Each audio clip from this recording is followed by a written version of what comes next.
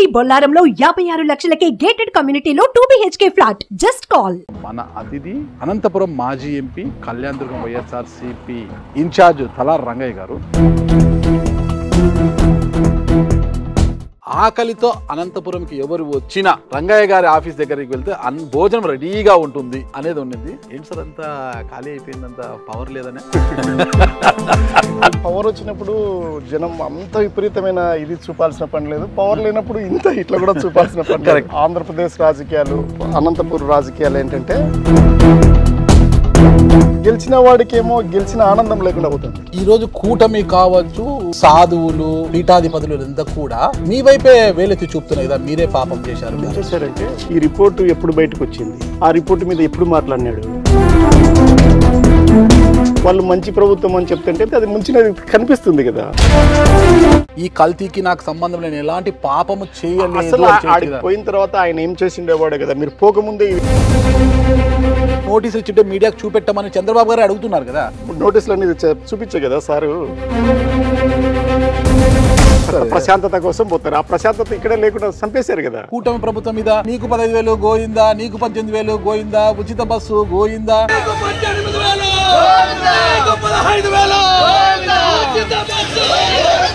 ఇవేంటి మళ్ళీ నాకు అర్థం కాదు. రాజకీయాలు మాట్లాడడానికి ఏం మాట్లాడతాడు? ఏదైతే మీరు పాపం చేశారంటున్నారో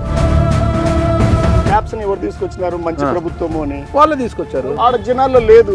పెన్షన్ ఇస్తామన్నారు, దీపావళికి గ్యాస్ ఇవ్వబోతున్నారు. ఇంకా వచ్చే దీపావళి, ఈ దీపావళి, ఇప్పుడు వచ్చే దీపావళికి ఇప్పటికైతే గోవిందనే కదా వస్తారేమో చూద్దాం. అంటే పార్టీ ఇంత ఘోర వైఫల్యానికి అసలు కారణం ఏంటి? 11 స్థానాలకి ఎందుకు పరిమితం చేశారు? చాలా ముఖ్యమైనవి ఏంటంటే ఏమైనా కాంగ్రెస్ పార్టీ కండవా కప్పుకోబోతున్నారా? నా ఒంట్లో ఉండే షుగర్కి పొగర్కి వేరే పార్టీలు పనికిరావు.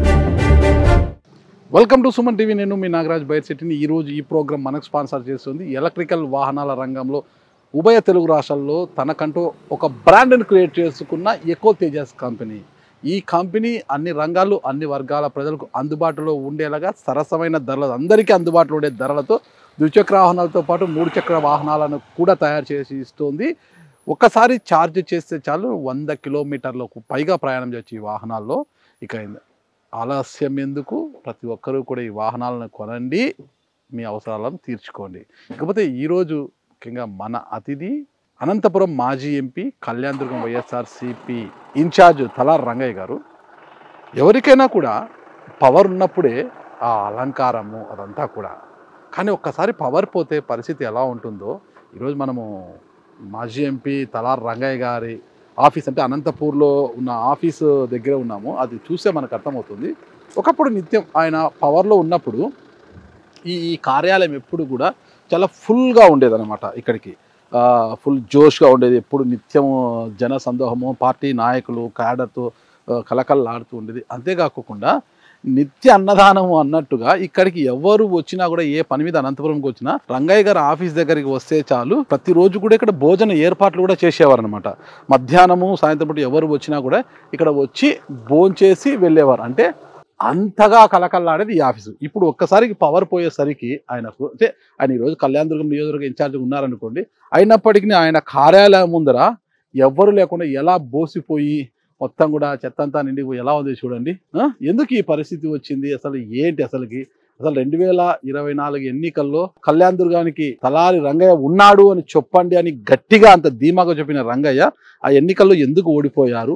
అసలు ఈ 5 ఏళ్ల పాటు కళ్యాణదుర్గం నియోజకవర్గంలో పార్టీ క్యాడర్లు ఎలాంటి భరోసా నింపబోతున్నారు? 2029కి ఆయన ఎలా సంసిద్ధం కాబోతున్నారన్న పూర్తి వివరాలు మనం ఈ ఇంటర్వ్యూలో తెలుసుకోబోతున్నాము.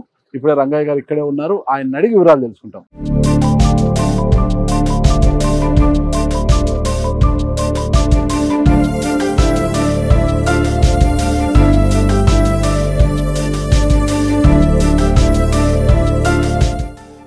ఇక్కడే రంగయ్య గారు ఉన్నారు, రంగయ్య గారితో అడిగి వివరాలని తెలుసుకుంటాం.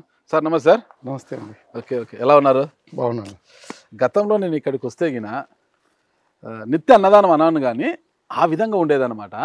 మీరు ఎంపీగా ఉన్నారు అప్పుడు, అనంతపురం పార్లమెంట్ ఎంపీగా ఉంటే ఎప్పుడు వచ్చినా కూడా ఆకలితో అనంతపురంకి ఎవరు వచ్చినా రంగయ్య గారి ఆఫీస్ దగ్గరికి వెళ్తే భోజనం రెడీగా ఉంటుంది అనేది ఉండింది. అంత జనం అంతా ఇలా భోజనాలు చేసుకుంటూ చాలా ఉండేది. ఏంటి సార్ అంతా ఖాళీ అయిపోయింది, అంత పవర్ లేదనే? నిజంగా కూడా పరిస్థితి ఎలా ఉంటుందంటే ఇప్పుడే కొన్ని వందల మధ్యలో నుంచి కళ్యాణ దుర్గంలో ప్రోగ్రామ్ చేసి వచ్చాను. నేను కళ్యాణ దుర్గం షిఫ్ట్ అయ్యి నేను అంత ఇక్కడ డిఫ్యూజ్ అయిపోయి అక్కడ ఏర్పాట్లన్నీ అక్కడ ఉన్నాయి, ఇక్కడ ఏమి లేని పరిస్థితి. ఒకటైతే చాలా ముఖ్యమైన మాట అన్నారు.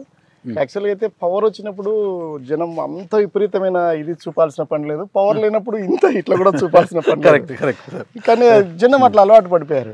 ముఖ్యంగా ఆంధ్రప్రదేశ్ రాజకీయాలు, తర్వాత అనంతపూర్ రాజకీయాలు ఏంటంటే పెద్ద సమస్య. అంటే ప్రజా తీర్పుని నేను గౌరవిస్తాను, ప్రజల్లో ఇది ప్రజాస్వామ్యము, ప్రజా తీర్పుని గౌరవించి తీరాల. కానీ ఒక్క చిన్న వీలైతే కరెక్షన్ ఏంటంటే జనాలకి ప్రజలకి వేస్తే అందరికి ఒకేసారి ఇటువైపు వేయడము ఓట్లు, అందరినీ ఏం వీళ్ళనే లేకపోతే వీళ్ళని ఇట్లా గెలిపించడం. అట్లా కాదు, అంత ముందు మళ్ళీ వాళ్ళకే వేసారు. కరెక్ట్. ఇది మూడోసారి అనంతపూర్ లో జరగడం. దీనివల్ల ఏమైపోతుందంటే గెలిచిన వాడికేమో గెలిచిన ఆనందం లేకుండా పోతుంది. కరెక్ట్. ఎంతమంది గెలిచింది, అందరూ గెలిచారు, దానికి ఏముంది, ఇప్పుడు ఓడిపోయిన కష్టం కూడా తెలియకుండా పోతుంది. అందరూ ఓడిపోయినారు, మనం ఓడిపోయినాం. ఇది లైటర్ వ్యూలో చెప్తే ఒక ఇంపార్టెంట్ ఏంటంటే ప్రజలకి ప్రజల సమస్య తీసుకుపోయేటోడు లేడు. ఓకే, ప్రజలు అందరూ అధికారంలో ఉన్నప్పుడు వాళ్ళు ఎట్లా తీసుకుపోతారు?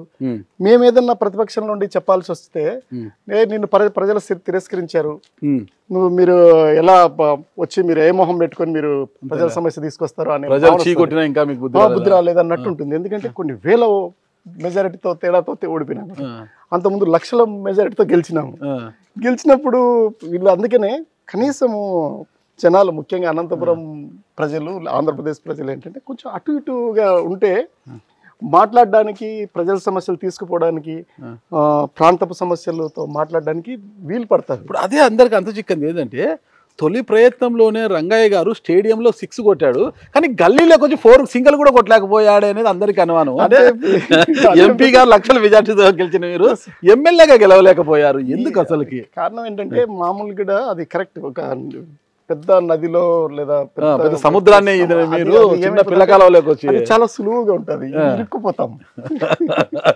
ఒక మండలంలో తేడా వచ్చినా, ఒక వర్గంలో తేడా వచ్చినా, అంతేకాకుండా డబ్బు విషయంలో బాగా తేడా వచ్చింది, దాంతో కూడా చాలా అయింది. మళ్ళీ వేవ్ ఒకటి బాగా రావడంతో ఈ ఇబ్బంది అయింది. అనంతపూర్లో 2014లో మొత్తం ఇద్దరు తప్ప వాళ్ళే గెలిచి, మీరు ఇద్దరు గెలిచారు, మళ్ళీ తర్వాత మొత్తం మాకిచ్చి తర్వాత మొత్తం వాళ్ళకి ఇచ్చేస్తే ఇది ప్రాంతానికి చాలా నష్టం జరుగుతుందని నేను అనుకుంటున్నా వ్యక్తిగతంగా. చూద్దాం భవిష్యత్తులో మళ్ళా ఎలా మారిపోతుందో చూద్దాం. ఖచ్చితంగా మారుతుంది, ఇంకా మాకు అనుకూలంగానే వస్తుంది. చూద్దాం. 5 ఏళ్ళు ఉంది కదా, 5 ఏళ్ళు మీకు అనుకూలంగా ఉంటుంది. ఇంకా 3 నెలలే అయింది, ఇంకా 100 రోజుల పరిపాలన అయింది కూటమిది. రాత్రి ఉందంటే అది పగలు వస్తుంది, అది కావను. అదంతే, ఈ సెటర్లకి ఏది లేదు రంగయ్య గారి దగ్గర. రాత్రి ఉంటే పగలు ఖచ్చితంగా వస్తుంది. ఇంకోటి ఏంటంటే గెలిచిన వాడు ఏమనుకుంటాడంటే మాతో సహా ఎవరైనా అది శాశ్వతం అనుకుంటుంటాడు, ఓడిన వాడు ఏమనుకుంటుంటే అది శాశ్వతం కాదనుకుంటుంటాడు. అందువల్ల ఇది కరెక్ట్. చూద్దాం, రాత్రి ఇప్పుడు పగలైంది మళ్ళీ రాత్రి అవుతుందేమో చూద్దాము. రాత్రి పగలు కామన్గా ఉంటాయి కదా, ఈ విషయం మనం పక్కన పెడతారు. ఇప్పుడు ఒక్కటే సార్, ఒక హిందూ సమాజాన్ని ఒక ప్రమాదంలోకి నెట్టేసినట్టుగాను హిందూ సమాజం అంతా కూడా భయపడే పరిస్థితి వచ్చింది. దానికి కారణము కలియుగ దైవం శ్రీ వెంకటేశ్వర స్వామి యొక్క అన్నప్రసాదాలు, అంటే లడ్డూకి సంబంధించిన నెయ్యి కల్తీ అయింది, జంతు కొవ్వు పదార్థాలు దాంట్లో కలిపారు, అది ఇదని పెద్ద రాద్ధాంతము. గడిచిన 20 రోజుల నుంచి కూడా అది ఏ మీడియాలో చూసినా ఎక్కడ చూసినా అదే పెద్ద రాద్ధాంతము. ఆ కూటమి ఒకవైపు, ప్రతిపక్షమైన మీరు ఒకవైపు విమర్శలు ప్రతి విమర్శలు చేసుకున్నారు. ఈరోజు జగన్మోహన్ రెడ్డి గారు యాక్చువల్గా తిరుమలకు వెళ్లాల్సి ఉన్నా కూడా ఆ డిక్లరేషన్, ఆ గొడవలతో ఆయన వెళ్ళలేదు, ఆగిపోయారు. కానీ ఈరోజు మీరు నియోజకవర్గంలో కార్యక్రమం చేశారు. జగన్మోహన్ రెడ్డి గారే కార్యక్రమాన్ని పక్కన పెట్టి ఇంట్లో కూర్చుంటే మీరు మాత్రము ప్రక్షాళన పూజ అంటూ కార్యక్రమం చేశారు కదా ఈరోజు. ఏంటి అసలుకి? ఏం లేదంటే మాకు చేయాలనుకున్నది నిర్ణయించారు, ఆదేశాలు ఇచ్చారు, మేము చేశామంటే. ఓకే, మరి జగన్మోహన్ రెడ్డి గారే వాయిదా వేసుకున్నారు కదా ప్రోగ్రామ్నే. ఆయన వాయిదా వేసుకున్నారు కానీ మమ్మల్ని వాయిదా వేసుకోమని చెప్పలేదు కదా. పూజలు అనేది ఎందుకు వాయిదా వేసుకోవాలా? ఓకే, మేము చేసింది పాప ప్రక్షాళన పూజ కదా. పాప ప్రక్షాళన పూజలు అనేది మామూలే కదా. అంటే ఇప్పుడు మీరు ఈ పూజలు ఇక్కడ వెళ్ళి చేయడం వల్ల మీరు చేసిన పాపం పోతుందా? మేం చేయలేదు పాపము, మీరే చేశారని అంటున్నారు అది కదా. సృష్టించిన పాపము. ఓకే, ఆ పాపం మీరే సృష్టించిన చేశారు. పాపము అది మనోభావాలకి దెబ్బ తగులుతుంది. మేము దాని మీద క్లారిటీ కోసమే వెళ్ళాం. వెంకటేశ్వర స్వామికి కానీ మీలాంటి వాళ్ళకి కానీ ఇంకొకరికి కానీ మా మీద కోపం రాకుండా ఉండడం కోసం. మా కోపం ఎందుకు వస్తుందండి? అంటే ఏం చేస్తారో వీళ్ళని. ఈ రోజు కూటమి కావచ్చు, కొంతమంది సాధువులు మునులు వీళ్ళందరూ కూడా మా పీఠాధిపతులు వీళ్ళందరూ కూడా మీ వైపే వేలెత్తి చూపుతున్నాయి కదా, మీరే పాపం చేశారు, మీరే పాపం ఏం చేశారు. చేశారంటే వాళ్ళు తీసుకున్న టైం చూడండి. ఈ రిపోర్ట్ ఎప్పుడు బయటకు వచ్చింది, ఆ రిపోర్ట్ మీద ఎప్పుడు మాట్లాడినాడు. కరెక్ట్ గా 100 రోజులు అయిపోయిన తర్వాత మంచి ప్రభుత్వం అని కాన్సెప్ట్ తీసుకొని మంచి ప్రభుత్వం అని పోతూ ఉంటే జనాలు ఎవరు మంచి ప్రభుత్వంలా ఫీల్ అవ్వలే ఎక్కడ. ఇంకా అది ఎన్ని రోజులు కొనసాగిస్తారు? వాళ్ళు మంచి ప్రభుత్వం అని చెప్తుంటే మేము ముంచిన ప్రభుత్వం అని మేము చేస్తే అది ముంచినది కనిపిస్తుంది కదా. కనిపించింది మీకు? అరే అంత విజయవాడ అంత మునిగిపోయింది కనపడలేదా? ప్రకృతి విపత్తులకు కూడా మీరు చంద్రబాబు గారిని ప్రకృతి విపత్తులకి కనీసము మీ కొంప మునుగుతుంది, ఆడ నీళ్లు వస్తున్నాయి, ఇంట్లో సర్దుకో నాగరాజు గారు అని చెప్పడానికి కూడా చేత కాలేదే. ఇంకా ఏముంటుంది వాళ్ళకి? ఎలా తెలుస్తుంది ప్రకృతి ఎప్పుడు ఎలా ఎప్పుడు ప్రకోపిస్తుంది తెలియదు. ఖచ్చితమైన క్యాచ్మెంట్ ఏరియాలో ఎంత వర్షాలు పడతాయి, ఎన్ని క్యూసెక్లు వదులుతున్నారు, ఇవన్నీ కూడా లెక్కలు ఉంటాయి. యాక్చువల్ గా అయితే నేను ఈ ప్రాంతంలో అంతా పనిచేసి ఉన్నాను కదా. నెల్లూరులో ఎలా అలర్ట్ చేస్తారంటే, నెల్లూరులో ఉండే ఆఫీసర్స్ ని, నెల్లూరులో నేను పనిచేసేటప్పుడు మా ఇంట్లో వాక్ టాకీ కూడా ఉండేది. ఎందుకంటే నేను అక్కడ ఒక మండలానికి ఇన్ఛార్జ్ ఊరికి. నంద్యాలలో వర్షాలు పడితే నెల్లూరు ఎంత దూరం ఉంటుంది, నంద్యాలలో వర్షాలు పడితేనే నెల్లూరులో జనరల్ నే అలర్ట్ అయిపోతారు. అది లెక్క, గవర్నమెంట్ అట్లా పనిచేస్తుంది. అంతేగాని ఈ దగ్గరికి వచ్చినాక అట్లా పనిచేయదు. మీకు ఏమి లెక్కలు ఉన్నాయి, ఐఎండి రిపోర్ట్స్ ఉన్నాయి, మీరు చెప్పలేదు. శుక్రవారం మధ్యాహ్నానికి అంతా అందరు వెళ్ళిపోయినారు, శనివారానికి అంతా మునిగిపోయింది. మీరు చెప్పేస్తే వస్తాయని వాళ్ళు బుధవారం గురువారాల్లోనే మీకు చెప్పినప్పుడు మీరు శుక్రవారం అలర్ట్ చేసి ఉంటే కనీసం వాళ్ళు విలువైన వస్తువులతో వాళ్ళు బయటకు వచ్చి బంధువుల ఊర్లకు ఇంకో చోటుకో పోయి ఉండేవాళ్ళు. ప్రకోపించడానికి కూడా మీరు చంద్రబాబు గారినే బాధ్యత చేస్తున్నారు. అయితే ప్రకృతి ప్రకోపించడం కాదు, ప్రభుత్వం పనిచేయాలడా. ప్రభుత్వం పనిచేస్తుంది. చంద్రబాబు నాయుడు గారు ఏకంగా అక్కడికి వెళ్ళి నీళ్ళల్లో తిరుగుతూ బోట్లలో తిరుగుతూ ముంచిన తర్వాత ఇంకా నువ్వు మునిగిపోయినావు, ఇంకా నువ్వు ఏం దుడిస్తే ఏమవుతుంది నీకు? నువ్వు చెప్పి ఉంటే తప్పుకొని ఉండేవాడివి, నువ్వు వెళ్ళిపోయి ఉండేవాడివి. మీ ఫ్యామిలీ భార్య బిడ్డలతో విలువైన వస్తువులతో ఆయన సీఎంఓగా చేసుకుని పరిపాలన సాగించాడు. మొత్తం కూడా వరదల్లోనే ఉండిపోయారు కదా చంద్రబాబు నాయుడు. 74 ఏళ్ల వయసులో ఒక వృద్ధుడే ఆయన అంత కష్టాన్ని ఇల్లు మునిగిపోయేటప్పుడు చెప్తే ఒక రోజు ముందు నువ్వు వెళ్ళిపోయేదానికి నిన్ను లోపల పెట్టేసి ఆయన కలెక్టరేట్ లో పడుకుంటే ఏమొచ్చింది చెప్పు? అది బస్సులో పడుకుంటే ఏమొచ్చింది? నీకు చెప్పడం ముఖ్యమా? మునిగిపోతుంది వెళ్ళిపోండి అని. కర్నూలు వరదలు వచ్చినప్పుడు చెప్పలేదా? ఎంతమంది ఈ నుంచి పోయినాం ఆఫీసర్, 7 రోజులు పనిచేసి వచ్చినాం అక్కడ. బియ్యం అవన్నీ తీసుకెళ్ళి చెప్తే చాలు కదా. అన్నిటికంటే ఇన్ఫర్మేషన్ ముఖ్యం. నువ్వే అంటుంటావు information is wealth, information is అది ఇది నీకు అన్నీ ఆయనే చెప్తాడు. ఇంక మళ్ళీ నేను చెప్పడం ఎందుకు ఆయన గురించి? కానీ చెప్పలేదు. ప్రభుత్వం అయితే దాంట్లో విఫలం ఏంటంటే ప్రజల్ని అలర్ట్ చేయలేదు. అలర్ట్ చేసి ఉంటే అంత ఘోరం జరిగి ఉండేది కదా. మిగతావన్నీ ఇంకా నేనేం మాట్లాడట్లేదు. ఆయన పడుకున్నాడా, నీళ్ళలో తిరిగినాడా, ఇంకేం చేసినాడు అనేది కాదు. ఇంత పెద్ద వ్యవస్థలో ఒక 2 రోజుల ముందు కానీ ఒక రోజు ముందు కానీ చెప్పడం అయితే కష్టం కాదు. ఎటువంటి పరిస్థితుల్లో కష్టం లేదు. అది చెప్పకపోయి ఇంత అనర్థాలకు మూలమైంది. మునిగిపోయినవి నేను కాదు కదా, వీడియోలు, డ్రోన్స్ అన్ని.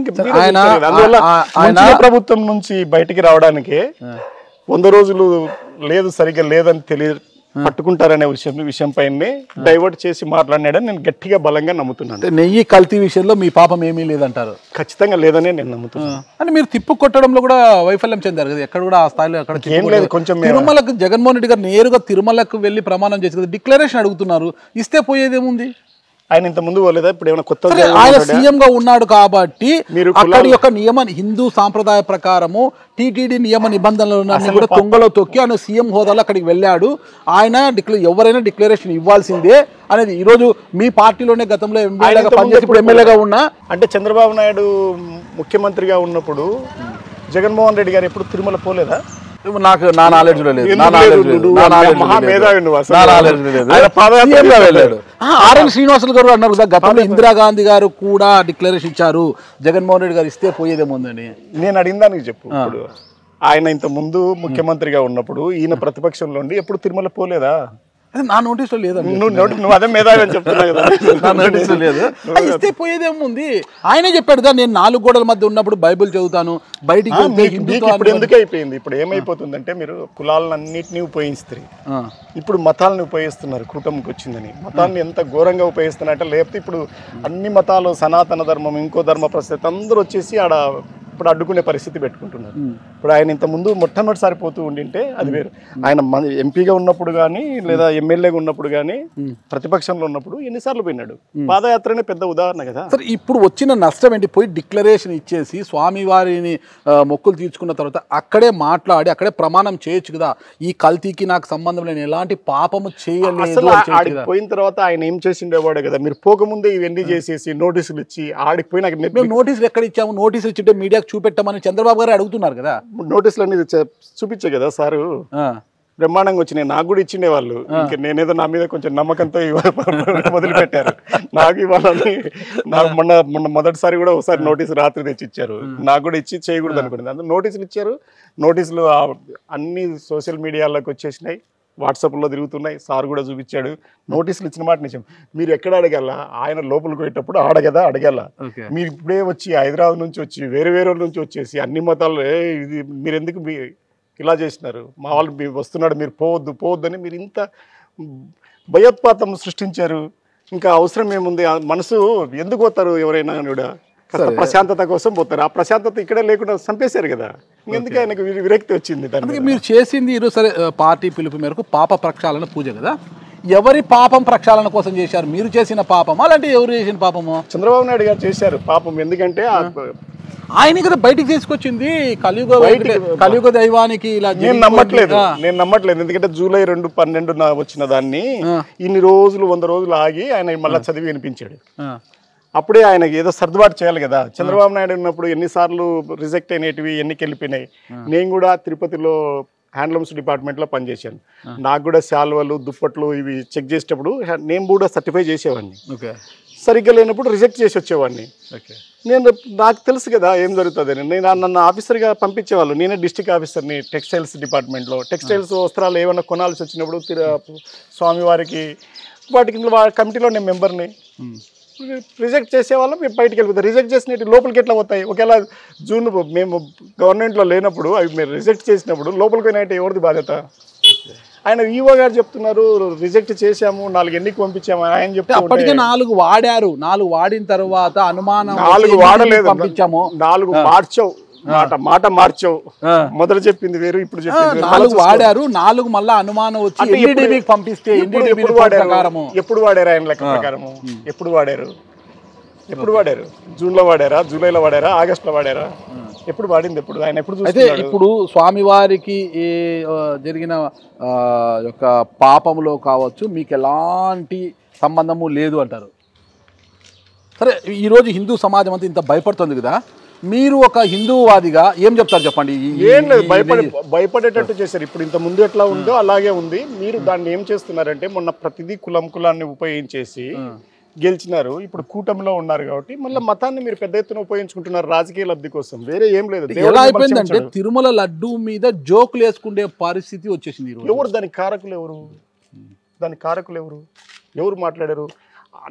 కలియుగ దైవము, ప్రత్యక్ష దేవుడు, ఆదిదేవుడు, ఆయన మీద ఆయన దగ్గర ఉండేటివి మీరు పవిత్రంగా పెట్టాలి, సర్దుబాటు చేయాలా, పవిత్రంగా పెట్టాలా. మీరే సాక్షాత్ ముఖ్యమంత్రి గారు, మీకంటే పెద్ద అధికారి ఎవరున్నారు ఇంట్లో?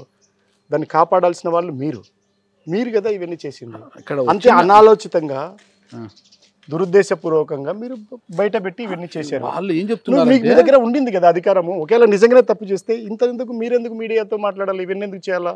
ప్రూఫ్స్ చూపించేసి ఎవడు తప్పు చేసినాడో బెడిలేసి తీసుకోండి. హిందూ సాంప్రదాయాలను తుంగలో దొక్కారు. ఎప్పుడు కూడా 7 కొండల స్వామికి బ్రహ్మోత్సవాల సమయంలో దంపతులతో వెళ్లి పట్టు వస్త్రాలు సమర్పించాల్సి ఉండగా ఒక్కసారైనా దంపతులతో వెళ్ళారా? అసలు చేయాల్సిన పనులన్నీ మానుకొని కరెక్ట్ గా మీకు కావాల్సింది ఇదే. మీరు డైవర్ట్ చేయాలా, పాలిటిక్స్ ని డైవర్ట్ చేయాలా. మీరు సూపర్ 6 పథకాలు ఇచ్చారు, అవి సంఖ్య నాగించాలా, ఎవడు అడగకూడదు. మీరు లడ్డులో ఉండే నెయ్యి లేదా సతీమణి డిక్లరేషన్ ఇవి మాట్లాడాలా. మీరు గెలిచినారు ఈ విషయంలో. ఓకే మీరు మతాలను అందరూ తీసుకొచ్చినారు, మీరు గెలిపించారా? మేమేం గెలిపించాం? చేతకంతనం అనొచ్చు కదా. మీరు ఆ పాపాన్ని మేము చెయ్యలేదని తిప్పి కొట్టడంలో మీరు పూర్తి వైఫల్యం చెందారు. కొంత టైం పడుతుంది. నేను కొట్టేసి వచ్చిన కళ్యాణ్ దుర్గంలో టైం పడుతుంది. ఇంకా నేను కూడా మాట్లాడుతున్నా, మళ్ళీ ఇప్పుడు నాగరాజు మాట్లాడిస్తున్నాడు, మాట్లాడుతున్నా, ఇది తిప్పి కొట్టడమే కదా. ఇప్పుడు ఏం మాట్లాడాలి ఈ టైంలో? మీరు సూపర్ 6 పథకాలు మాట్లాడాలా, నీకు 15,000, నీకు 15,000, నీకు 18,000, ఇది మాట్లాడాలా? ఇవన్నీ డైవర్ట్ చేయడం కోసం మీరు ఇది తీసుకొచ్చినారు. సరే, ఇంత చెప్తున్నారు కదా మీరు, పాప ప్రక్షాళన పూజ చేశారు. పాప ప్రక్షాళన ఎవరు ప్రారంభించినారు? మీరు చేశారని వాళ్ళు ఆరోపించారు. నేను అడగట్లేదు. మీకున్న దాని ప్రకారము ఈ రాష్ట్రంలో పాప ప్రక్షాళన ఎవరు ప్రారంభం చేశారు? సాక్షాత్ ఉప ముఖ్యమంత్రి గారు ప్రారంభం చేశారు. ఓకే, పవన్ కళ్యాణ్ గారు. ఇంకా పేరు ఎందుకు? సాక్షాత్ ఉప ముఖ్యమంత్రి గారు పాప ప్రక్షాళన పెట్టారు. ఈ ఎందుకు పెట్టారు? సాక్షాత్ ముఖ్యమంత్రి గారు ఒక మీరు చేసిన పాపాన్ని కడగడానికి పాపం చేశామని ఎవరు చెప్పారు? ఆయన వాళ్ళు భావిస్తున్నారు. రిపోర్ట్ ప్రకారం ఎన్డీడీబీ భావిస్తున్నారు అంతే. అది ఎవరు చెప్పారు? సాక్షాత్ ముఖ్యమంత్రి గారు చెప్పారు. నువ్వు చెప్పాల్సిన పని ఏముంది? నువ్వు తీసుకో, పెట్టే, చేతులు ఉన్నాయి కదా, బేడీలే. నిన్ను ఎవరు వద్దంటున్నారు? దోషం చేసింటే ఇవన్నీ ఎందుకు మాట్లాడతారు? క్వాలిటీ గురించి మాట్లాడాల్సింది పక్కన పెట్టి రేటు గురించి మాట్లాడతారు. ఇప్పుడు మళ్ళీ రేటు మర్చిపోయినారు, ఎందుకంటే మీరు కూడా అదే రేటు కొన్నారు కాబట్టి. ఇప్పుడు రేటు గురించి మాట్లాడారు. ఇప్పుడు ఏం చేయదలుచుకున్నారో? ఎందుకు పూనా నుంచి కొన్నారు వీళ్ళు, రేటు తక్కువ అని పూనా నుంచి కొనుగోలు చేశారు అనేది చెప్తున్నారు. వేరే దేశాల నుంచి కూడా స్వామివారికి జీడిపప్పులో ఏమన్నా వస్తుండొచ్చేమో నాకు తెలియదు. రేటు చూస్తారు. ప్రపంచవ్యాప్తంగా గ్లోబల్ టెండర్స్ చేస్తారు, ఎందుకంటే కొన్ని కోట్ల రూపాయలకు సంబంధించినవి కాబట్టి. దాని మీద నాకు పెద్ద పరిజ్ఞానం లేదు, కానీ అది జరుగుతూ ఉంటుందని నాకు తెలుసు. సరే, పాప ప్రక్షాళన పూజ ఈ రోజు మీరు ర్యాలీ చేశారు కళ్యాణ దుర్గంలో, బాగానే ఉంది. దానికి సంబంధించి మాట్లాడాలి కానీ ఇదేంటి మళ్ళా కూటమి ప్రభుత్వం మీద నీకు 15,000 గోయిందా, నీకు 18,000 గోయిందా, ఉచిత బస్సు గోయిందా,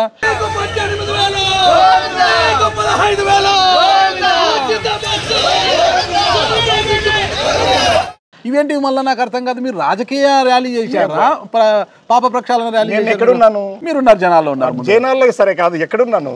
రాజకీయాల్లో ఉన్నానా? రాజకీయాలు మాట్లాడడానికి ఏం మాట్లాడతాడు? చేసింది అది రాజకీయం కాదు, పాప ప్రక్షాళన. ఏదైతే మీరు పాపం చేశారంటున్నారో ఆ పాపం కడుక్కోవడానికి. మేము కడుక్కోవడానికి ఎక్కడ మాట్లాడాము? ఇవి రోడ్ల మీద పోతున్నప్పుడు మాట్లాడాము, లోపలికి పోయినప్పుడు పాప ప్రక్షాళన చేసినాము. ఓకే, నడి రోడ్లో నడి వీధుల్లో మాట్లాడేటప్పుడు ఇవే మాట్లాడాము. ఏమన్నాం? గోవింద అన్నాము. గోవింద అంటే గోవింద. మీకు పోలీసులు అనుమతి లేదు, పోలీసులు కేసులు పెడతామన్నారు. ఇన్ని చేసినా కూడా మళ్ళీ ఎందుకు ప్రభుత్వం మీద బురద జల్లడానికి ఏ ర్యాలీ చేశారు మీరు? మాకు జల్లలే. ఇప్పుడు నెయ్యి మీద మరి నెయ్యి గురించి మాట్లాడాలి. నీకు 15,000 మాట్లాడాను. నీకు 15,000 ఇవ్వలేదు సందర్భం అంటారా? అవును, ఏ సందర్భం అయినా నువ్వే కదా ఇస్తానని వచ్చినావు. ఇంకెవరు అడగాల?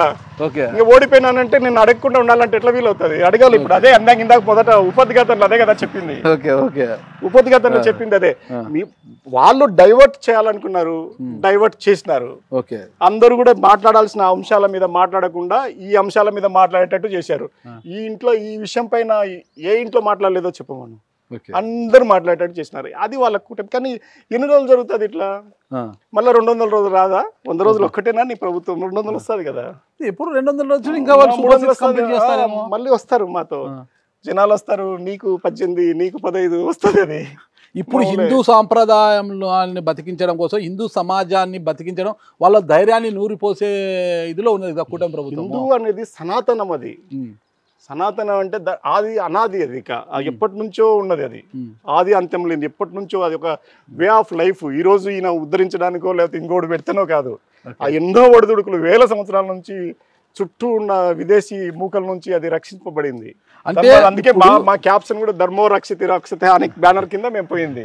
అందువల్ల నువ్వు నేను కంకణం కట్టుకొని ఈ రోజు దానికోసం యుద్ధం చేయాల్సిన పనులే. అది దాని స్వతహాగా అది మలినం లేకుండా అది తయారవుతుంటుంది. అది ఒక మహాప్రవాహం లాగా, గంగా ప్రవాహం లాగా. నాకు తెలిసి నాకు అర్థమైంది ఏంటంటే, గడిచిన గత 5 ఏళ్లలో వైఎస్ఆర్ కాంగ్రెస్ పార్టీ అధికారంలో ఉన్నప్పుడు మీరు చేసిన తప్పులు ఏంటివో తెలుసుకోకుండా ఇప్పుడు కూటమి ప్రభుత్వం ఏం తప్పులు చేస్తుంది, ప్రజలు మళ్ళా మా వైపు మరలుతారు అనే ఆలోచనతో ముందుకు పోతున్నారు. మీరు ఏమీ మేము చేయలేదు. 100 రోజులు అయ్యింది. వాళ్ళు క్యాప్షన్ ఎవరు తీసుకొచ్చినారు? మంచి ప్రభుత్వము అని వాళ్ళే తీసుకొచ్చారు. మంచి ప్రభుత్వము ఆడ జనాల్లో లేదు, మంచి కనపడలేదు. మీరు ఎలా చెప్తారు? ఆడ ఉంటే ముంచిన ఇది తీసుకురారు, నెయ్యి తీసుకురారు. ఓకే, నువ్వు చెప్పే మీరు ఏమి చేసినా కూడా వాళ్ళు పరిపాలన చేసుకుంటూ పోతారు. చెప్పి ఒక చోట మంచి ప్రభుత్వం అని ఏ జిల్లాలో శ్రీకాకుళం నుంచి అనంతపురం వరకు మంచి ప్రభుత్వం అని చెప్పిన చోట ఒక 1000-2000 మంది జనాలు పెన్షన్ ఇస్తామన్నారు, వచ్చి రాగానే 7,000 పెన్షన్ ఇచ్చారు, దీపావళికి గ్యాస్ ఇవ్వబోతున్నారు, ఇంకేం కావాలి మీకు? ఇంకా వచ్చే దీపావళి ఈ దీపావళి ఇప్పుడు వచ్చే దీపావళికి ఇప్పటికైతే గోవిందనే కదా వస్తుందేమో చూద్దాము. ఒకటి ఏంటంటే మంచి ప్రభుత్వం బోర్డు వేసుకున్నాం, ఆ బ్యానర్ కింద మీరు పనిచేస్తున్నారు, మీరు చెప్తున్నారు, ఎంతమంది వింటున్నారు వెనక ముందు, ఎంతమంది వింటున్నారు? అది కదా ఆ రిపోర్ట్లో చూసుకొని కదా 1000 వచ్చింది, లేకపోతే ఇది రానే రాదు. ఒకవేళ మంచి ప్రభుత్వం అని వాళ్ళు ఫీల్ అయ్యి ఆడ వేలాది మంది 100,000 మంది వచ్చినారనుకో, ఇది ఉండదు, ఇంకా ఇది దెబ్బ కొడుతుంది అనే విషయం పైన దీని మీద వస్తున్నారు. ఆయనేమో పాపం వచ్చి సంపదనంతా బటన్లు నొక్కి ఆయన ఇచ్చినాడు, ఈయన ఆడ కూర్చుంటే డబ్బులు అన్ని ఆయనకు వచ్చి పడ్డాయి. అసలు ఇన్ని సార్లు మా బాస్ బటన్ నొక్కితే ఒక్కసారి ప్రజలు మాకెందుకు బటన్ నొక్కలేకపోయారని మాకు వచ్చినాయి, ఇంకా ప్రజలకు వస్తాయి. మీ ప్రభుత్వం ఇచ్చిన హామీలు నెరవేర్చేందుకు వాళ్ళు శాశ్వత ప్రయత్నిస్తారు. పవన్ కళ్యాణ్ గారు కూడా అదే మాట వింటున్నారు, నేను చేయిస్తాను అంటున్నారు కదా గట్టిగా. పవన్ కళ్యాణ్ గురించి ఇప్పుడు ఆయన ఒక్కసారి ఆయన అంత ముందు మాట్లాడినవి ఇప్పుడు మాట్లాడుతున్నారు, చూసుకోమను. సుగాలి ప్రీతి విషయం చూసుకోమను, ఏదైనా కూడా ఒకసారి చూస్తే వాళ్ళకి అర్థం అవుతుంది కదా అప్పుడేం మాట్లాడుతున్నాడు ఇప్పుడేం మాట్లాడుతున్నాడు అనేది. ఇది చేయాలనే కదా, ఒకవేళ మంచి చేస్తే నేనైతే బేసజం లేకుండా వాళ్ళు చేసిన మంచిని నేను ఒప్పుకుంటాను. Okay okay. ఒకటి పెన్షన్ అంటే మేమే ఇండ్లకి ఇస్తున్నాం కాబట్టి పెన్షన్ విషయంలో వాళ్ళకేం లేదు.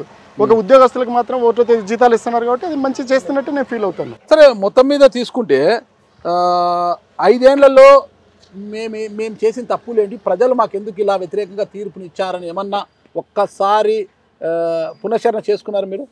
నేను కన్నా పార్టీ యాజ్ హోల్ మీరు కానీ చెప్పుకుంటండి, మీరు మీ విషయంలో చెప్పండి. ఇప్పుడు నా విషయంలో అయితే పెద్ద కనపడలేదు. ఒకరు కూడా వచ్చేసి నువ్వు నీకు బాగా కసి తీర్చుకున్నాం నీ మీద, నువ్వు చాలా ఎక్కువ చేస్తుంటివి అని అట్లాంటిది ఏం నాకైతే వినపడలేదు. ఎలక్షన్స్ అప్పుడు నేను ఇంటర్వ్యూ చేస్తే గతంలో 2019లో పోటీ చేసినప్పుడు జేసీ పవన్ రెడ్డి గారి మీద అనంతపురం ఎంపీగా రంగయ్య వచ్చాడని చెప్పండి అని చెప్పారంట. నిజంగా ఆ రంగయ్య వచ్చాడని ప్రజలు నమ్మారు. ఇప్పుడు కళ్యాణదుర్గం ఎమ్మెల్యేగా నిలబడినప్పుడు 2024లో రంగయ్య ఉన్నాడని చెప్పండి అన్నారు. మీరు అంత గట్టిగా ఉన్నాడు అని చెప్పినా కూడా ఎందుకు ప్రజలు ఫీల్ కాలేదు, మాకు రంగయ్య ఉన్నాడని ఎందుకు ఫీల్ కాలేదంటారు? ఎందుకంటే నేను పోయిన టైంకే చాలా టైం మించిపోయింది. ఓకే, మించిపోయింది. ఇంకా చూస్తున్నాం, నేను కూడా ఆలోచన చేశాను. కానీ ఉన్నాడు అన్న మాటల్లో అయితే ఉన్నమాట నిజమే కదా. ఇప్పుడు కళ్యాణదుర్గం రాజకీయ చరిత్రలో ప్రతిపక్షాలుగా ఎవరు ఇది ముందుకు ప్రోగ్రాములు చేసినది లేదు. వెంటనే నేను కనీసం ఓడిపోయిన ఒక 24 గంటల తిరగకముందే ఉదయం 10-10:30కే మళ్ళీ పోయాడ కూర్చున్నాను. మరుసటి రోజే జూన్ 5వ తారీఖు నుంచి కూర్చున్నాను. ఎందుకంటే నేను ఉన్నానని చెప్పినాను, ఉన్నాను. కానీ చాలా తప్పులు అందరివి కూడా నాలో కూడా ఉంటాయి, నాకు తెలియని తప్పులు ఉండొచ్చు. కానీ ఇంకా వాటిని సరి చేసుకోవాల్సిందే, సరి చేసుకొని మళ్ళీ ప్రజల్లో నమ్మకం కలిగించాల్సిందే. అంటే పార్టీ ఇంత ఘోర వైఫల్యానికి అసలు కారణం ఏంటి? ఇంత చేసిన వెల్ఫేర్ స్కీమ్స్ ఇంత అమలు చేసిన, ఇన్నిసార్లు బటన్ నొక్కినా కూడా 11 స్థానాలకే ఎందుకు పరిమితం చేశారు? చాలా ముఖ్యమైనవి ఏంటంటే ఉద్యోగ వర్గాలు నుంచి, ఎంప్లాయీస్ నుంచి మాకు అంత రాలేదనేది అది నిజమైన వాస్తవం. మాకు బాగా కనిపిస్తున్న ఒకటి. కొంచెం అలవాటు ఉన్న వాళ్ళు కూడా రాత్రి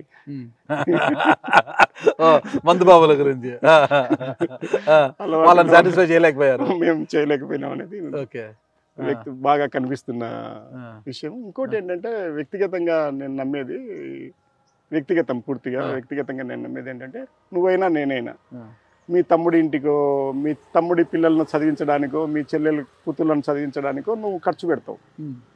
నీ డబ్బులు తీసి నువ్వు ఖర్చు పెట్టడానికి సిద్ధంగా ఉంటావు. నీ తమ్ముడి ఇంటి ముందు రోడ్డు లేకపోతేనో, నీ చెల్లెలి ఇంటి ముందు కరెంటు స్తంభం లేకపోతేనే నువ్వు ఖర్చు పెడతావా? కష్టం. ఖర్చు పెట్టాలి. అది ఎవరు పెట్టాలా? ప్రభుత్వం పెట్టాలా? అది కొంచెం వ్యక్తిగతం. అది ఇంకా మనము ఇంట్లోకి ఇవ్వగలిగినాం కానీ ఇంటి ముందు ఉన్న వాటిలో ఇంటి బయట ఉన్న అవసరాలను తీర్చలేకపోయాము.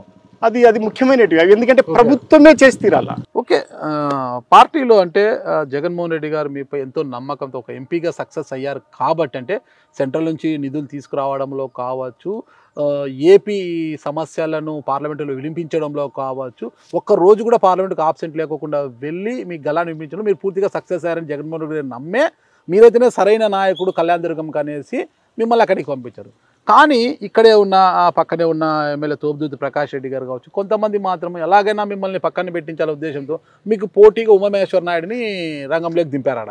చివరి వరకు కూడా మిమ్మల్ని తప్పించి ఉమామహేశ్వర నాయుడిని అక్కడ బరిలోకి దింపాలనేది విష ప్రయత్నాలు అయితే జరిగాయి అక్కడ. కానీ జగన్మోహన్ రెడ్డి గారికి పూర్తిగా మీ పైన నమ్మకంతో మిమ్మల్ని బలపరిచారా? అంటే ఆ ఎన్నికల్లో ఉమామహేశ్వర నాయుడు మీకు పూర్తిగా సహకరించాడు అని మీరు గట్టిగా నమ్ముతున్నారా? నమ్ముతున్నాను.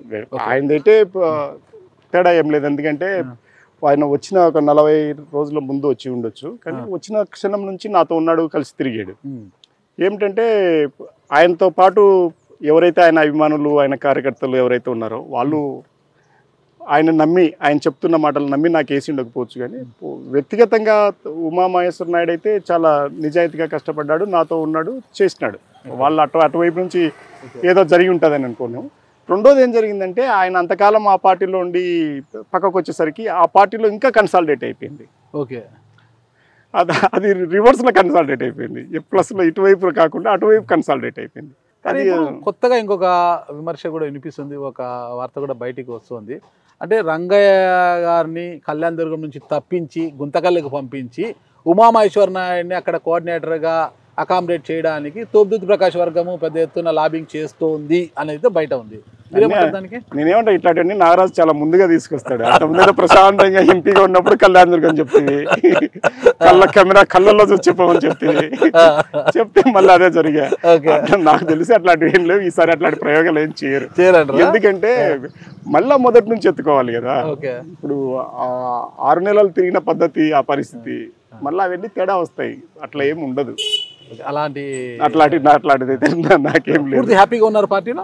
నేనే డబల్ హ్యాపీ. నాకేముంటుంది, ఓడిపోయినా కూడా ఫుల్ హ్యాపీగా ఉన్నారు. అట్లా కాదు, అంటే దాన్ని స్వీకరించాలా. నేనైతే ఒక నైతికత కదా, నేను గెలిచినప్పుడు లక్షల మెజార్టీతో గెలిచినప్పుడు చాలా హ్యాపీగా ఉండి, ఓడిపోతానే చాలా కుంగిపోతే అది ఏముంటుంది దాంట్లో. కానీ ఎందుకంటే అనుమానం వచ్చింది నాకు తెలిసి ఒక 8 రోజుల 10 రోజుల క్రితము నీలకంఠాపురం వెళ్ళి మడకసిరిలో నీలకంఠాపురం రఘువీరారెడ్డి గారిని రంగయ్య గారు కలిశారు.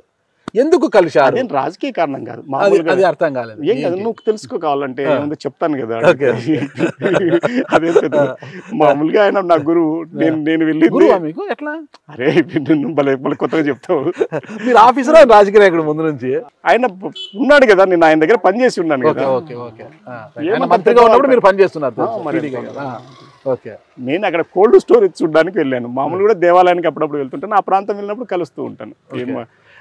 మామూలుగా ఆయన కలవడంలో ఏం రాజకీయాలు ఏం మాట్లాడారు? ఏమైనా కాంగ్రెస్ పార్టీ కండవా కప్పుకోబోతున్నారా? రంగయ్య గారు ఎందుకు కలిసారు నీలకంఠాపురం వెళ్ళి? రఘువీరారెడ్డి గారిని ఎందుకు కలిసారు? సాటిస్ఫైగా ఉన్నారా లేదా పార్టీలో?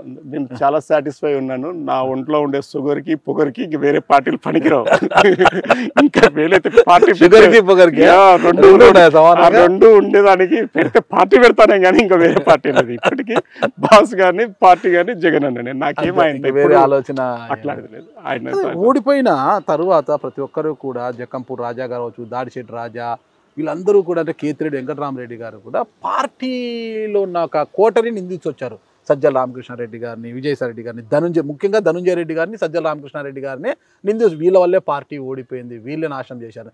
మీ పార్టీ అధికార ప్రతినిధి రవిచంద్రారెడ్డి గారు కూడా మీ సాక్షి టీవీ డిబేట్లోనే పెద్ద ఎత్తున అంటాడు, కేవలం ఒక సూడో మంత్రి, ఒక షాడో మంత్రి సజ్జల వల్లనే పార్టీ ఓడిపోయింది అనేసి పెద్ద ఎత్తున. దీన్ని మీరు సమర్థిస్తారా? ఏమంటానంటే ఇప్పుడు మేమే కదా ఉన్నాం, నేను స్వతహాగా ఎంపీగా ఉన్నాను. అవును, ఏదన్నా ఉన్నానంటే అప్పుడే ఎదిరించాలి. ఆయన నచ్చకపోతే అప్పుడే ఎదిరించాలి కదా. నాకేమో టికెట్ ఇచ్చేంత వరకు ఉండి, ఓడిపోయేంత వరకు ఉండి, ఇంకా ఏదైనా గెలిచింటే ఈ మాటలు మాట్లాడరు కదా. జగనన్న గెలిచి ఉంటే వీళ్ళు ఎవరైనా ఒక్కడు బయటకు పెట్టాడు ఉన్నాడా? లేదు. ఆయన చేసినటువంటి అద్భుతం అనేటోళ్ళు కాదా? కరెక్ట్. ఇప్పుడు ఓడిపోతే మాత్రం అందరూ మాట్లాడుతున్నారు. నీకు నైతికంగా ఎక్కడిది? నువ్వు ఆ రోజే చేసి ఉండాల్సింటివి, అప్పుడే మాట్లాడాల్సింటివి. ఇప్పుడు ఎట్లా మాట్లాడతారు? అందువల్ల పోవాలనుకున్నప్పుడు పోతారు, అది వేరే విషయం. అంటే కేతిరెడ్డి గారు కూడా ప్రతి అంశంలో కూడా పాయింట్అవుట్ చేసి వచ్చారంటే సినిమా టికెట్ల ధరలు పెంచిన విషయంలో కావచ్చు, ఎవరికి అవసరమో అవసరానికి గుర్తించి మనం సాయం చేస్తే బాగుంటుంది. డిమాండ్ అండ్ సప్లైని మనం గ్రహించాలి.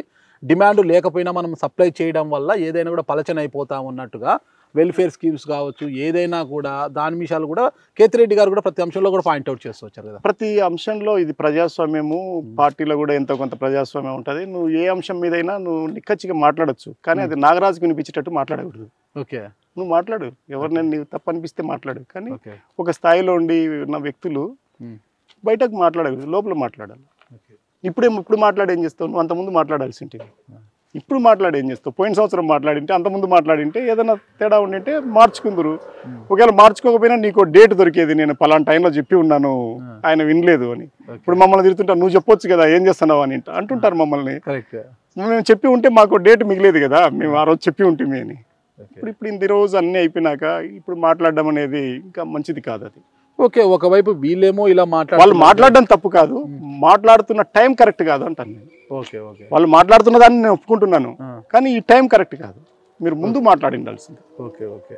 అయితే వీళ్ళ వర్షన్ ఇలా ఉంటే, ఇంకో వర్షంలో జగన్మోహన్ రెడ్డి గారికి స్వయాన బంధువు అయిన మాజీ మంత్రి బాలినేని శ్రీనివాస్ రెడ్డి గారు కావచ్చు, లాస్ట్లో కిలారి రోషయ్య గారు కావచ్చు, సామినేని ఉదయ్ భాను గారు, వీళ్ళందరూ కూడా పార్టీ మారిపోయారు. తొగురు ఆర్థర్ గారు కూడా గత ఎన్నికల్లో కాంగ్రెస్ పార్టీ నుంచి పోటీ, ఒక్కొక్కరుగా పార్టీకి ఇంతగా దూరం అయిపోతున్నారు కదా. పార్టీ కోలుకుంటుందంటారా భవిష్యత్తులో? ఏం లేదా, మా పక్కన చెరువు ఉండింది, ఎండిపోయినప్పుడు ఏమి కనపడలేదు, వర్షం పడితేనే అన్ని కనిపిస్తాయి, మళ్ళీ ఎండిపోతే ఏం కనపడవు. దానికి ఏం చెప్పమంటావు? ఏమైపోయిందంటే ఏం చెప్పమంటావు? రాత్రి వర్షం పడి తెల్లారేలోపు అన్ని వస్తాయి, బికబిక రకరకాల రంగురంగుల కప్పలు కనిపిస్తాయి. ఈ సెటైర్లన్నీ మీరు రాజకీయాలకు వచ్చినాక నేర్చుకున్నారా, అంటే మీరు చిన్నతనం? నేను చెప్పింది ఏమైనా తప్పుందా? తప్పం లేదు. చూస్తుంటావు కదా, సాయంత్రం చెరువు గట్టి ఈ టైంలో పోయి ఉంటాము, పొలానికి పోతూ చెరువులో చూస్తే అది ఎండిపోయింటే ఏం కనపడవు. మనం ఇంటికి వచ్చినాక 9కి స్టార్ట్ అవుతారు, ఉరుములు పెరుగు పిడుగులతో మంచి వర్షం పడుతుంది, తెల్లారేలోపు మొత్తం వచ్చింటాయి. అరే ఎట్లా వచ్చినాయి, రాకూడదు అంటే ఎట్లా, ఇవి మళ్ళీ అన్ని తిరిగి వస్తాయి. అంతేనంటారా? అంతే. ఆయన అధికారాన్ని చూసి ఉండేటివి అధికారాన్ని చూసి ఉంటాయి, అభిమానాన్ని చూసి ఉండేటివి అభిమానాన్ని చూసి ఉంటాయి. మరి కళ్యాణదుర్గంలో కూడా చెరువు ఎండిపోతుంది, చేపలన్నీ ఎగిరిపోతున్నాయి, ఇప్పటికే 4 కౌన్సిలర్లు అవతలకి వెళ్ళిపోయారు, అది ఇది అంటున్నారు. మరి వారి పరిస్థితి వాళ్ళు కౌన్సిలర్లు ఇప్పుడు వెళ్ళిపోలేం, ముందు వెళ్ళిపోతే పట్టుకొచ్చినాం, ఇప్పుడు ఎవరు వెళ్ళిపోవట్లేదు, వెళ్ళిపోవాలనుకుంటే చెప్తూ ఉన్నాం అంతే. ఇదంతా చెరువు, ఏ ఊర్లైనా చెరువే, కప్పలే కదా. అంతేనా?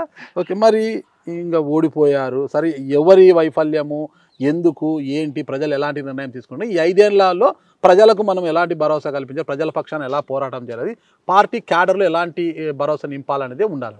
మీరు ఇక్కడ ఉన్నారు, మరి కళ్యాణదుర్గంలో క్యాడర్లో ఎలాంటి భరోసా? 5 ఏళ్ల పాటు వాళ్ళని ఎలా నడుపుతారు పార్టీలో? నాగరాజు గారు పిలిస్తే ఇప్పుడు వచ్చినాను, మామూలుగా రోజు పోయి వస్తూ ఉంటాను, నేను ఎప్పుడు వాళ్ళకి అందుబాటులో ఉన్నాను. ఖచ్చితమైంది ఏంటంటే, నాకు కళ్యాణదుర్గానికి సంబంధించి ఒకటైతే నిజం, ఈ 5 సంవత్సరాల్లో నేను పార్టీ పటిష్టత కోసము, ఆ ప్రజల అభివృద్ధి కోసము, అలాగే ఆ ప్రాంతం అభివృద్ధి కోసం నేను ఖచ్చితంగా పనిచేస్తాను, అధికారం లేకపోయినా పనిచేస్తాను. మీకు అవకాశం చెప్తాను కరెక్ట్ గా. సురేంద్రబాబు గారు, నాకు ఆయనకి ఇక్కడ బాగా తేడా వచ్చిందంటే, నాకేం ఎప్పుడు మేమిద్దరం కలిసి కూర్చొని మాట్లాడుకున్నది కూడా లేదు, శత్రుత్వం లేదు, మిత్రత్వం లేదు. ఆయన ఒక ప్రత్యర్థి రాజకీయంగా. నాకు ఆయనకి ఏంటంటే, ఆయన గట్టిగా ఆయన చెప్పిన మాటల వల్ల, ఆయన వచ్చిన పద్ధతి వల్ల ప్రజలు విని నమ్మి, ఆయన కూడా నమ్మలేనంత మెజారిటీ ఇచ్చినారు. ఆయనకు కూడా డౌట్ వచ్చేంత ఇంత మెజారిటీ అని. ఈ మెజారిటీని ఆయన కాపాడాలా, గౌరవించాలా. నేను ఆయనకు ఇప్పుడు ఈ కెమెరా ముందు, మీ ముందు, నాగరాజు గారి ముందు ఏం చెప్తున్నట్టే, నన్ను అడిగినావు కాబట్టి ఈ 5 ఏళ్ళు ఏం చేస్తామని. నేను ఖచ్చితంగా, నాకు ఆయనకు తేడా ఉన్నది ఏంటంటే, ముఖ్యంగా 114 చెరువులకు నీళ్ళు ఇస్తారని నమ్మినారు. ఎందుకంటే ఆయన ఆర్థిక పరిస్థితి చాలా బాగుంది, పెద్ద కాంట్రాక్టరు ఆయనే, చెరువులకు సంబంధించిన కాంట్రాక్టర్ కూడా ఆయనే, మిషనరీలు, జేసీబీలు అన్నీ ఉన్నాయి, టిప్పర్లు అన్నీ ఉన్నాయి, తవ్వి నీళ్ళు ఇస్తాడని గట్టిగా నమ్మి ఓట్లు వేసారు. ఒక సంవత్సరం రోజులు ఉండి 114 చెరువులకు నీళ్ళు ఇచ్చే కార్యక్రమం ఆయన స్టార్ట్ చేయకపోతే, లేదా దాంట్లో కొంత ప్రోగ్రెస్ కనపడకపోతే, నేను పాదయాత్ర స్టార్ట్ చేస్తాను అక్కడ. ఖచ్చితంగా చేస్తాను. జూన్ 4 అయిపోయిన తర్వాత, ఎందుకంటే 3వ తేదీకి సంవత్సరం అయిపోతుంది. 4 తర్వాత ఏదో ఒక రోజు మా బాస్ని అడిగి ఒక టైం ఫిక్స్ చేసుకుని వచ్చి నేను స్టార్ట్ చేస్తాను. ఇదే మీ ప్రధాన అజెండా అదే. 114 చెరువులకు ఆ ప్రభుత్వాన్ని, ఆ ఎమ్మెల్యే గారిని, ఆ కాంట్రాక్టర్ని ఆ పని చేయమని నేను అడుగుతాను. ప్రజల తరపున అడుగుతాను. 1000 మందితో నేను పాదయాత్ర స్టార్ట్ చేస్తాను, ముగిస్తాను కూడా. ఈ 5 ఏళ్ళు మళ్ళీ క్యాడర్ని ఎలా నడిపిస్తారు, ఎలాంటి భరోసాతో నడిపిస్తారు క్యాడర్కి? రోజుకు భరోసా వస్తూనే ఉంటుంది.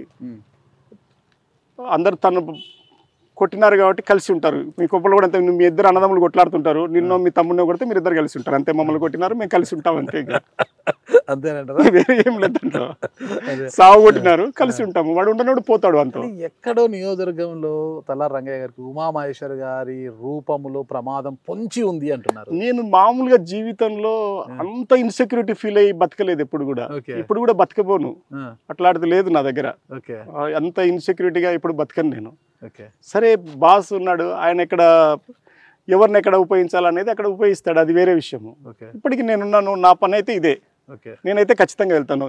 అదే ఇంకొకవేళ పక్కకు వచ్చినాను అనుకో, అప్పుడు ఏం జరుగుతుంది అంటే వీళ్ళు ఎక్కడెక్కడ సెల్ఫీలు దిగినారో వెళ్ళి ఆ సెల్ఫీల దగ్గరికి ఎంత నేను పోయేస్తాను. మీరు సెల్ఫీలు దిగలే, లోకేష్ బాబు దగ్గర నుంచి, చంద్రబాబు నాయుడు దగ్గర నుంచి, కాలువ శ్రీనివాసుల వారి దగ్గర నుంచి అందరూ సెల్ఫీలు తీశారు కదా. అందువల్ల ఏదో ఒక పని అయితే ఉంటుంది నాకు, అందువల్ల ఆ ఇబ్బంది ఏం లేదు, అంత ఇన్సెక్యూరిటీ ఏం లేదు నేను. సరే ఫైనల్గా చెప్పండి, అంటే 2024 ఎన్నికల్లో పార్టీ ఘోర వైఫల్యానికి ప్రతి ఒక్కరు కూడా అంటే జగన్మోహన్ రెడ్డి గారే కారణం అంటారా, కోటరీ కారణం అంటారా, అసలు ప్రజలు ఇలాంటి జగన్మోహన్ రెడ్డి గారు మా కొద్దు అన్న నిర్ణయం తీసుకుంటే జరిగిందంటారా? అన్నీ జరిగినాయి. అన్ని ఒక్కటి కూడా ఇదే అని చెప్పలేము కదా, అన్నిటికీ ఎంతో కొంత పర్సంటేజ్ తేడా ఉండి ఉంటుంది. అంతేకాకుండా వాటిలో అందుకే నాకు కూడా ఏమిటంటే ఒక్కసి ఓడిపోయి పక్కకు రాకూడదనే నేను అనుకుంటున్నాను. 29 గెలిచే మళ్ళీ చూడాలని అనుకుంటున్నాను నేను కూడా. 29లో ప్రజలు మిమ్మల్ని ఆదరిస్తారని ఎందుకు అనుకుంటున్నారు? అసలు ఎందుకు ఆదరించకూడదు అని అనుకుంటున్నారు? ఆయన ఏమైనా చేసి ఉండాలి కదా. ఇప్పుడు అందరికి 114 చెరువులు ఇచ్చినాడు అనుకో, ఒకవేళ అప్పుడు ఆదరించకపోయినా పర్వాలేదు అన్నట్లనే కదా. ఒక్కసారి అవకాశం ఉంటే ఒక అవకాశం ఇచ్చారు, ఏదో వెల్ఫేర్ తప్పితే డెవలప్మెంట్ ఎక్కడ డెవలప్మెంట్ ఏం చేయలేదు అంటున్నారు. అవును, మేము తెలుసుకున్నాం కదా, ఈసారి చేస్తాం కదా. నేను మాకు అర్థమైంది కదా. ఇప్పుడు నేను చెప్పిన పాయింట్ ఒకవేళ నేను ఆయనకి చెప్పినకపోవచ్చు, నీకు చెప్పినాను కదా, మనకు ఇది దీంతో పాటు అది చాలా ముఖ్యమైనది. అది ఎందుకంటే మనం మాత్రమే చేయాల్సింది ప్రభుత్వం. అందుకే నేను ఉన్న 6 నెలల్లో దాదాపు నేను లెక్క చెప్తుంటారు కదా, నేను ఎన్నిసార్లు మైకుల్లో చెప్పాను, 69 బోర్లు వేసాను, 66 బోర్లు సక్సెస్ అయినాయని. మంచినీళ్ళు చాలా ముఖ్యమైనవి. ఆ ప్రాంతం మీద మీకు క్షౌరమైన తర్వాత వివరం తెలిసిందంటారు? లేదు, కాకముందే తెలిసింది నాకు. అది క్షౌరం అట్లాంటప్పుడు నేను ఎందుకు ఖర్చు పెడతాను? క్షౌరం కాకముందే మాకు వివరం తెలుసు, ఎందుకంటే నేను ఆ ఫీల్డ్లో ఉన్నాను కాబట్టి. లేదంటే ఒక్కొక్కరికి ఒక్కొక్క టైం పడుతుంది. ఇప్పుడు ముందు పోయినోడికి ముందు కనిపిస్తుంది, తర్వాత వచ్చినోడికి వెనుక కనిపిస్తుంది, ఇంట్లో కూర్చున్నోడికి లేట్గా కనిపిస్తుంది, అట్లా లేట్గా కనిపిస్తుంటాయి. ఓకే, ఫైనల్గా కళ్యాణదుర్గం నియోజకవర్గ ప్రజలకు కావచ్చు, హిందూ సమాజానికి అంటే ఇప్పుడు జరుగుతున్న రాద్ధాంతం మీద కల్తీ నెయ్యి, ఆవు మొత్తం పంది కొవ్వు అంటే ఇలాంటి జంతు అవశేషాలు, జంతు కొవ్వుతో కూడిన వీటితన్నిటితో ఆడుకోవద్దు అని చెప్తాను. హైందవ సమాజానికి వచ్చిన ప్రమాదం ఏమీ లేదు. హైందవ సమాజం అనేది నిజంగా సనాతనమైంది, వేల సంవత్సరాల చరిత్ర ఉన్నది. ఇట్లాంటి ఎంతో మందిని చూసినది. మనకు కూడా అట్లా టికెట్ తీసుకుని వచ్చాం, టైం బీయింగ్ ప్రయాణం అయిపోతుంది, మనం కూడా వెళ్ళిపోతాము. మనమేమి శాశ్వతంగా ఇక్కడ ఉండి ఉద్ధరించాల్సినంత ఏమీ అంత ప్రమాదంలో లేదు. మీరే ఎక్కువ చేసి ఎక్కువ చేయకండి, ఇది అవసరం లేదు అని చెప్తాను. దాన్ని మీ రాజకీయ అవసరాలకు ఉపయోగించకండి అని చెప్తాను. ఎందుకంటే అది ఎన్నో ఆటుపోట్లను తట్టుకొని నిలబడింది, ఎన్ని మతాలను నిలబడింది, ఎన్ని దండయాత్రలను తట్టుకొని నిలబడింది.